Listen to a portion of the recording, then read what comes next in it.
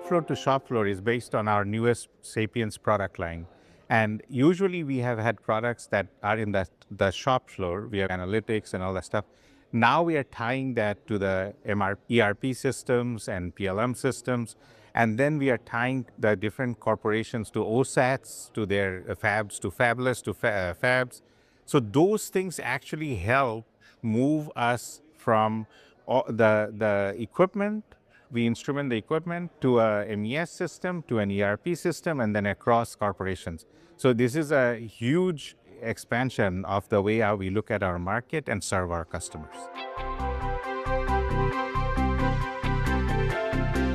Collaboration is happening now anyway, but it used to be that the semiconductor industry was very focused on a certain geography. So a lot of things were made in one portion of the country or the world.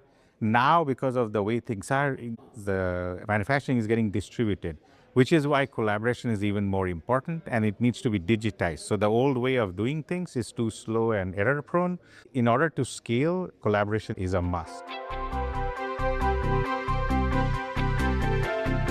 So the fact that we had so many customers, we had analysts, and then the presentations were all had the existing products, the newer products, and then there was participation in the panel. So I think everybody was very engaged.